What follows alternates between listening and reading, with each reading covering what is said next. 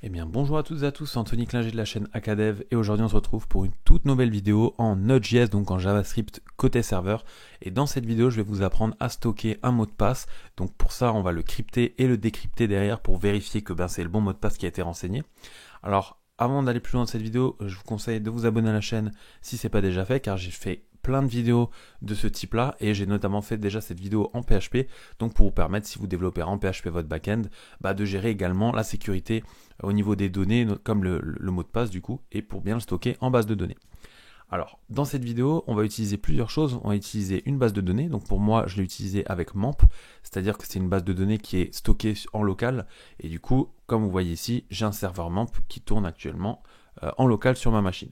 Mais vous pouvez très bien avoir une base de données que vous allez créer directement ou qui est déjà créée en ligne, puisque vous avez déjà forcément un hébergement, je pense, et que du coup, vous allez pouvoir également suivre la vidéo. Il y aura une petite différence avec ce que je vais faire et je vous la donnerai juste après.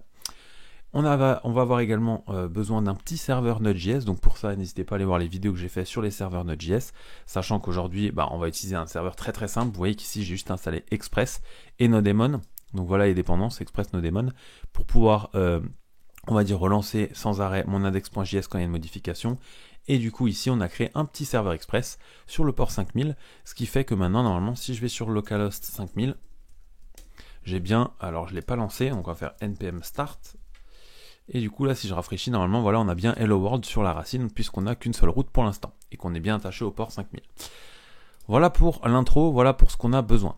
Alors dans cette vidéo ce que je vais faire en fait c'est vous montrer la partie back-end. Je ne vais pas vous montrer de partie front tout simplement parce que ça c'est propre à chacun et je pense que vous savez tous faire des formulaires, que ce soit en HTML, en React, en Next.js ou Angular, peu importe. Là c'est vraiment le côté back et je vous montrerai évidemment comment faire les deux méthodes, c'est-à-dire comment ajouter une personne en base de données avec ses identifiants et comment vérifier lorsqu'elle va se connecter, par exemple, que ces identifiants sont les bons. Donc là, on voit qu'on a une base de données Acadev que j'ai créée avec une table user dans laquelle j'ai un ID, un login et un password. L'ID est auto-incrémenté et le login et le password, c'est des textes vides pour l'instant, tout simplement. Alors, pour cette vidéo, on n'a pas besoin de spécifier des types très spécifiques, puisqu'en fait, vous allez voir que tout va se passer directement en Node.js et non pas dans la base de données. Mais vous avez également des possibilités, notamment avec du MD5 directement, de, on va dire, hacher par défaut des mots de passe et des choses comme ça. Mais c'est pas l'utilité de cette vidéo. Dans cette vidéo, vraiment, on va tout faire en Node.js. Alors, première chose à faire, en fait, ici, ça va être de créer tout simplement une connexion à une base de données, donc à notre base de données en local. Pour ça, on va couper tout simplement déjà notre serveur pour pouvoir installer une nouvelle dépendance qui va être du coup MySQL2. Donc pour ça, vous allez faire un npm install MySQL2. Vous faites entrer. Et là, normalement, si tout est OK, et qu'on va voir dans ma package.json, on a bien maintenant MySQL2 à la version 3.5.2 au moment où je tourne cette vidéo. On retourne sur index.js et on va créer tout de suite une connexion à la base de données. Donc moi ce que je vous conseille de faire, c'est que la connexion à la base de données, faites-la uniquement dans la route. Comme ça vous pourrez la réutiliser à chaque fois dans la route. Donc imaginons que nous on va créer du coup une nouvelle route qu'on va appeler donc on va la mettre en post déjà ici et on va l'appeler add par exemple, avec une fonction regress évidemment. Donc ça, si vous ne savez pas ce que c'est, normalement il faut aller voir la vidéo que j'ai faite, mais je vous fais un petit rappel. Rec c'est ce qu'on reçoit, res c'est ce qu'on renvoie. Et du coup normalement si là je fais res.send ajouter par exemple, normalement si on a bien fait les choses et qu'on va sur /add, alors /add ne fonctionne pas, connexion refusée. Alors qu'est-ce qui pourrait être, je pense parce que c'est parce qu'on est en post et pas en get, possible ça. Ah bah non, c'est tout simplement parce que j'ai pas starté le serveur comme avant. Et voilà. Et là, il nous dit cannot get add, tout simplement parce qu'on n'est pas sur du get mais du add. Mais ça, c'est tout à fait normal. C'est-à-dire que pour l'instant, si là je changeais en fait et je mettais get, on verrait que c'est bien ajouté. Sauf que en fait, pour faire un add, enfin pour ajouter une personne en base de données, on va pas utiliser get évidemment, mais on va utiliser post. Et les posts sont refusés, en tout cas lorsqu'on les affiche ici. Donc là, on va faire voilà app.post. Et maintenant, ce qu'on va faire là-dedans, c'est qu'on va créer une connexion à notre base de données. Donc pour ça, on va faire const connection mysql.createPool.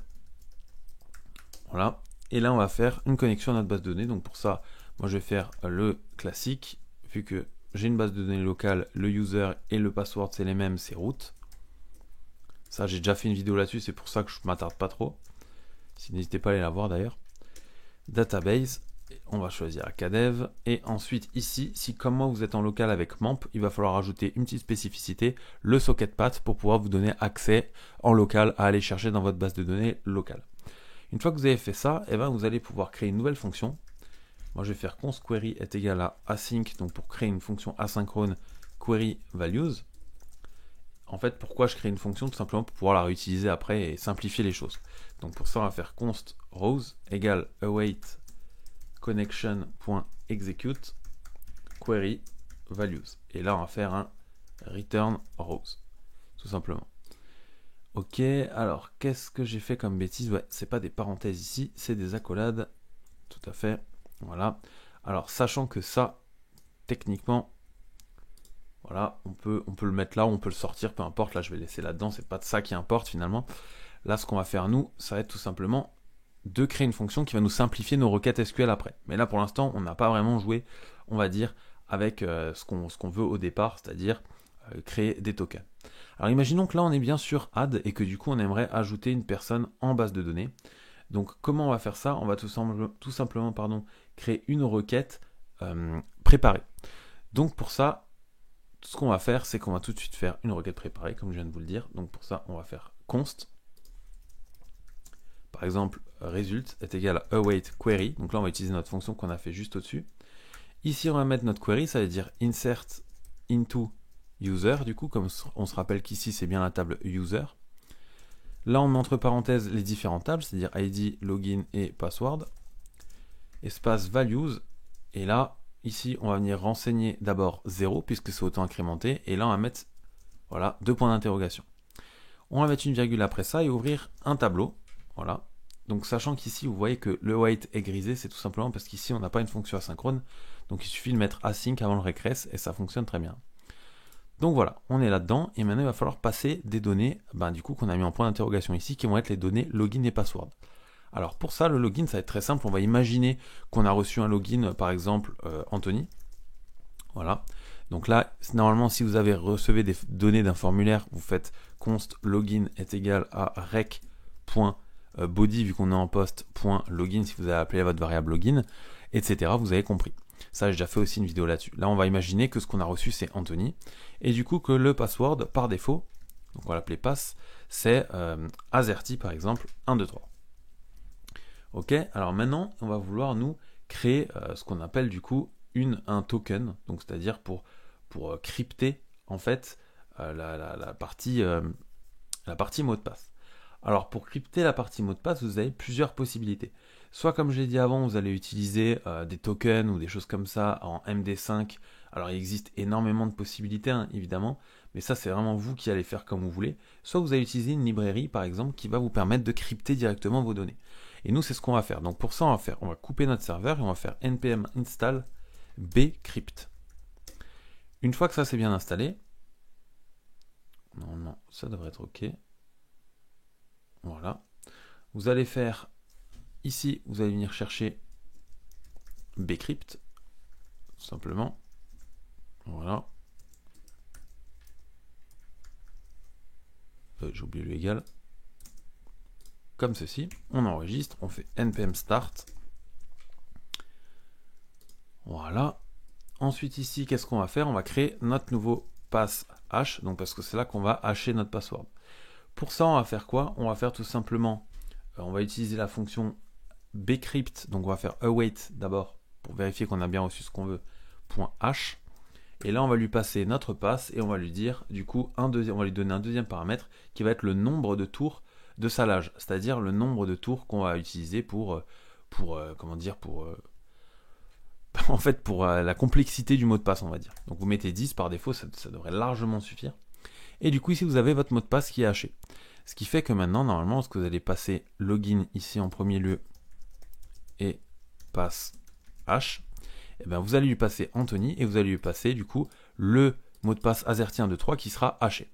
Si normalement on a fait tout ça et que tout fonctionne bien, et ben du coup on va normalement pouvoir exécuter ça. Donc là il nous dit cannot get head, donc là effectivement si on va sur parcourir on n'a rien. Donc là au lieu de faire un post, je vais mettre un get, mais en temps normal mettez un post, puisque là vous faites l'appel normalement depuis un script. Là je le fais moi pour vous afficher. Je pourrais utiliser Postman ou créer des requêtes HTTP, mais au moins vous voyez. Voilà, alors là il nous dit qu'il y a un problème, app crashed, MySQL is not defined. Ah bah oui, tout simplement parce que je n'ai pas appelé MySQL2. Const MySQL est égal à require MySQL2. On enregistre, sachant qu'il ne faut pas utiliser que MySQL2, si je dis pas de bêtises, c'est la fonction promesse, donc slash promise. Donc là, ce que vous allez faire, c'est que vous allez faire slash promise, vous enregistrez, voilà, on retourne notre code, on rafraîchit. Et là, normalement, si tout s'est bien passé, alors là, j'ai fait une petite bêtise. Vous voyez, je vais couper ma connexion, puisque là, si je vais là-dedans et je rafraîchis, on voit bien que ça a marché. Sauf que pourquoi ça a marché? Parce que j'ai coupé ma connexion et j'ai rien renvoyé. Donc là, on va renvoyer quelque chose. Donc ce qu'on va faire, c'est qu'on va faire res.send, par exemple. On pourra envoyer du JSON en faisant JSON. D'ailleurs, c'est ce qu'on va faire, comme ça change un peu. Et là, vous envoyez un objet JSON, par exemple, added, et là, on va le passer à true. Comme ça, on peut dire, bon, normalement, il faudrait gérer les erreurs, etc. Là, je vous montre vraiment le principe de base. Donc là, vous voyez que, par exemple, on n'a rien. Je vais rafraîchir ici. Et là, voilà, j'ai bien added à true, ça veut dire que mon utilisateur a bien été ajouté. Et là, vous voyez que le password, donc le mot de passe, a bien été haché, donc comme on le voulait. Ce qui veut dire que sur notre route /add, évidemment, comme je le répète encore une fois, vous passez en post, puisque là, ça, vous ne devez pas le voir. Mais si vous avez votre application en front qui fait un appel sur votre post, du coup, eh ben, ici, vous pouvez tout simplement faire une requête post là-dessus. Et du coup, il vous renverra la même réponse. Donc là, on a bien ajouté en base de données du coup le insert into, donc avec le nouveau password. Et maintenant, on va créer une autre route, donc on va faire app.get de nouveau. Ensuite, ici sur app.get, on va mettre /auth. Et on va faire en asynchrone de nouveau notre rec res, comme ceci. Et maintenant ici, qu'est-ce qu'on va faire? Eh ben, on va tout simplement créer une fonction en imaginant que quand la personne se connecte, elle nous renvoie dans le body en post de nouveau, sachant que là, de nouveau, je vous répète, ça ne doit pas être du get, mais bien du post. Vous voyez que si je me mets dessus, normalement ici, il vous dit que vous pouvez mettre en get ou n'importe quelle autre chose. Voilà, tout simplement. Et ici, du coup, on va admettre qu'on a reçu encore une fois un login, par exemple Anthony, et que là, on a reçu un password, par exemple, Azerty, juste Azerty, on va pas mettre 1, 2, 3. Comme ça, on va voir s'il y a une erreur ou pas. Et maintenant ici, on va évidemment utiliser la fonction d'hachage, mais pas tout à fait la même, pour venir vérifier en fait que le mot de passe est le bon ou non. Donc pour ça, comment on va faire? On va tout simplement utiliser, encore une fois, notre système bcrypt, et on va faire une comparaison. Donc ce qu'on va faire tout de suite, c'est qu'on va faire... comment on va faire ça? On va faire if, du coup, await, parce qu'on va falloir attendre la réponse, bcrypt.compare, et là on lui donne le password qu'on a reçu, plus celui qu'on a qui est en base de données. Donc là pour l'instant on ne l'a pas encore appelé, mais on va le faire tout de suite. Voilà, ça sera plus simple. Donc là je vais revenir prendre tout ça. Voilà, on va faire notre connexion à la base de données. Tout simplement. Je vais même pouvoir... non, je ne vais pas recopier tout ça. Voilà, je vais faire une nouvelle requête, const res request par exemple, on va l'appeler. On va faire await query. Voilà. Ici, on va faire select all from, du coup, user, where login est égal à point d'interrogation, and password, et c'est tout. On va pas mettre le password, pardon, j'ai failli me tromper. On va juste transmettre le login, pour l'instant. Ok? Donc, sachant qu'on l'a ici qui est Anthony. Pourquoi on va pas venir chercher avec le password? Parce que tout simplement, nous, on vient de rentrer un mot de passe en clair, et nous, on va devoir le comparer à quelque chose de crypté. Donc une fois qu'on a fait cette requête, on va créer une autre variable ici, enfin une autre constante plutôt, const res check pour dire le résultat du coup qu'on a reçu. Donc on va faire request de 0, comme ça on a le premier résultat directement. Et là on va dire que du coup on va comparer le password à rescheck.password. Puisque là on a directement l'objet normalement de cette ligne là, c'est-à-dire qu'on va venir chercher le password. Et du coup maintenant si j'ouvre ici, et que je vais mettre pareil comme avant, on va venir copier la ligne qui est ici. Voilà, donc là je dis que si la comparaison est bonne, alors on continue, donc on va dire par exemple auth true, sinon on va renvoyer la même, mais on va mettre auth false. Voilà, donc théoriquement là on devrait avoir false, vous l'avez compris. Là je vais aller sur auth, Et là, pour l'instant, on a bien false. On lui a passé Anthony et Azerty. Par contre, si maintenant je passe en 1, 2, 3 et j'enregistre et je rafraîchis, on passe en true, c'est-à-dire que la connexion est bien réussie. Donc voilà comment on stocke des mots de passe ou des données sensibles directement en base de données. Donc ça a été un peu long, je suis désolé d'ailleurs en avance s'il y a des choses qui sont peut-être un peu confuses pour vous. N'hésitez pas à mettre des commentaires et à poser des questions si c'est le cas. Mais en tout cas, voilà là comment vous arrivez à stocker directement de manière totalement sécurisée et cryptée des données dans votre base de données avec l'utilisation de Bcrypt. Encore une fois, ça fonctionne pareil avec Next.js, avec React, etc. Là, c'est vraiment le côté Node.js que je voulais vous montrer pour la partie back. Vous pouvez faire ça encore avec d'autres librairies, il n'y a pas que Bcrypt, vous avez des trucs de token aussi, vous pouvez même créer des JWT par exemple, mais les JWT, ça j'ai déjà fait une vidéo là-dessus, d'ailleurs n'hésitez pas à aller la voir pour stocker une connexion par exemple. Donc voilà, si cette vidéo vous a plu, n'hésitez pas à laisser un pouce vers le haut du coup, parce qu'il n'y a plus de pouce bleu à chaque fois je le dis, et à abonnez-vous à la chaîne pour ne rater aucune vidéo. C'était Anthony Klinger de la chaîne Acadev, on se dit ciao tout le monde.